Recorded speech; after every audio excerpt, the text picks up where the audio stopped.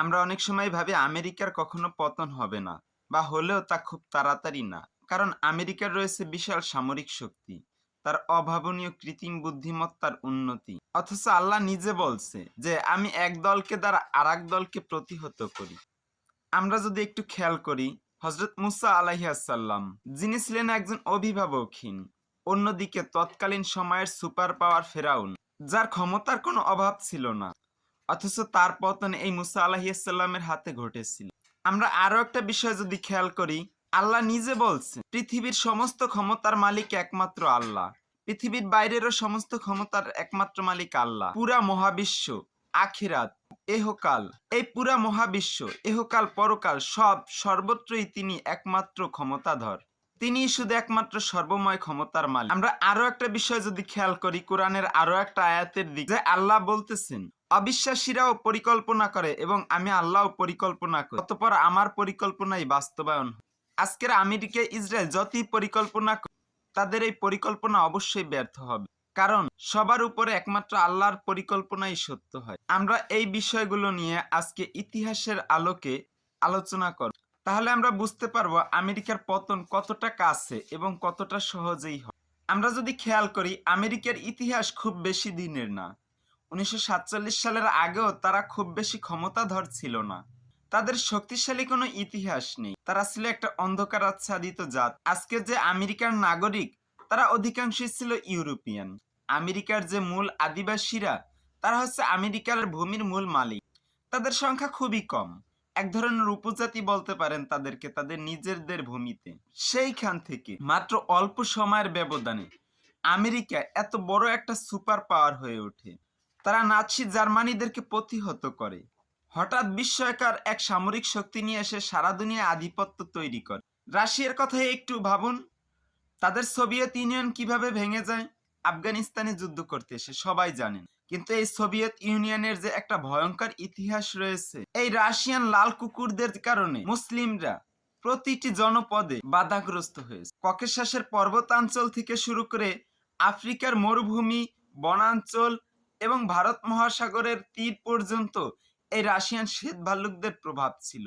রুশ সম্রাট জারদের তাণ্ডবে ইসলামের অগ্রযাত্রা প্রায় থেমেই গিয়েছিল। রুশ জার সম্রাটদের তাণ্ডবে ইসলামের অগ্রগতি শুধু বাধাই হয়নি, ব্যাপকভাবে ক্ষতিগ্রস্তও হয়েছিল।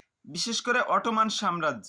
বহু তুর্কিরা বহুকাল ধরে জীবন দিয়েছে এই রাশিয়ান শ্বেত ভাল্লুকদের বিপরীতে। তাদের বিরুদ্ধে শত শত বছর ধরে জিহাদ চালিয়ে গিয়েছে। অন্যথায় এই রাশিয়ান শ্বেত ভাল্লুকরা পুরা পৃথিবী দখল করে নিত, কিন্তু মুসলিমদের আত্মত্যাগের কারণেই তা কখনো হয়ে ওঠেনি। কিন্তু সেই রাশিয়া, এই দাপটশালী রাশিয়া আজকে দেখেন একটা বিড়ালের মতো। তার একটা হুঙ্কার দেওয়ারও ক্ষমতা নেই। তাদেরকে আল্লাহ পতন ঘটিয়েছে কতটা সহজে এবং কতটা তাড়াতাড়ি, ভাবতে পারি আমরা কখনো?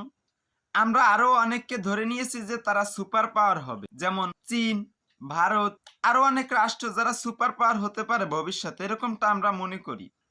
অথচ আমরা কখনো মনে করি না যে মুসলিমরা সুপার পাওয়ার হতে পারে। কারণ আমাদের মনস্তাত্ত্বিক শক্তি এতটাই খর্ব হয়ে গিয়েছে যে আমরা এসব কখনো পরিকল্পনাও করতে পারি না। অথচ আল্লাহ রাসূলের সাহাবাদের দিকে একবার তাকান। আল্লাহর রাসূল বলেছিলেন, আমি রোম পারস্য বিজয় দেখতে পাচ্ছি। সাহাবীরা সেটা বিশ্বাস করেছিলেন এবং নবীজি সাল্লাল্লাহু আলাইহি সাল্লামের মৃত্যুর খুব অল্প সময়ের মধ্যে তারা রোম এবং পারস্যকে বিজয় করেছিল। অবিশ্বাস্য, অভাবনীয়। এভাবেই আল্লাহ যুগে যুগে সাম্রাজ্যবাদীদেরকে পতন ঘটিয়ে থাকে। আর এটাই আল্লাহ কোরআনে বলেছে, আমি এক দলকে দ্বারা আর এক দলকে প্রতিহত। নিশ্চয়ই আল্লাহর পরিকল্পনার বাইরে এই পৃথিবীতে কোনো কিছুই ঘটে না। সে যেটা চায় তাই হয়। আর আল্লাহ হচ্ছেন একজন উত্তম পরিকল্পনাকারী। তিনি মুসলিমদেরকে এমন ভাবে যুগে যুগে তৈরি করেছে যারা পুরো পৃথিবীতে দাপট দেখিয়েছে। তাই আসুন আমরা মুসলিমদেরকে কখনো দুর্বল না মনে করি, আমরা মনস্তাত্ত্বিকভাবে শক্তিশালী হই। আমাদের সাথে রয়েছে আল্লাহর দেয়া বিধান আল কোরআন, পৃথিবীর একমাত্র গ্রন্থ যেটা হুবহু সৃষ্টিকর্তার বয়ান, অন্য কারো না। এমন একটা গ্রন্থ পৃথিবীতে আর কোথাও নেই যেখানে শুধু আল্লাহর বয়ান তুলে ধরা হয়েছে সরাসরি। আল্লাহ বান্দাদেরকে সোজাসুজি বলতেছে, কারো এমন শক্তি নাই। অন্য যে কোনো ধর্মের দিকে তাকা, সব মানুষের মন গড়া তৈরি করা। আর ইহুদি খ্রিস্টানদের ধর্ম, তা তো তাদের পাদ্রী এবং ধর্মযাজকরা বহু আগেই পরিবর্তন ঘটিয়ে ফেলে। আমরা কি কখনো ভাবি না আল্লাহ মুসলিমদের দ্বারা এত ত্যাগ তিতিক্ষা কেন নেয়াচ্ছে, এত ধৈর্যের পরীক্ষা কেন দেয়াচ্ছে? আমরা কখনো বুঝতে পারি না এর মর্মটা কি, এর গভীর তাৎপর্যটা কি। আল্লাহ অবশ্য মুসলিমদেরকে তৈরি করতেছেন। স্বর্ণ যেমন আগুনে পুড়িয়ে খাঁটি করা হয়, মুসলিমদেরকেও আগুনে পুড়িয়ে বোমার আঘাত দিয়ে তাদেরকে খাঁটি করা হচ্ছে, তাদেরকে তৈরি করা হচ্ছে। বোমার আঘাতে যেন তাদের অন্তর বিদীর্ণ না হয়, বোমার শব্দে যেন তাদের কানের পর্দা ফেটে না যায়।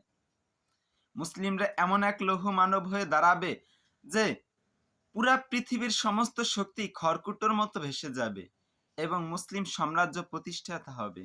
তৈরি হবে এক মুসলিম সুপার পাওয়ারের যুগ, যেখানে কোনো অন্যায় অবিচার থাকবে না, যেখানে থাকবে খেলাফায়ে রাশিদিনের সাম্য এবং ভ্রাতৃত্ব। সব জায়গায় থাকবে মুসলিমদের জয় জয়কার অবস্থা।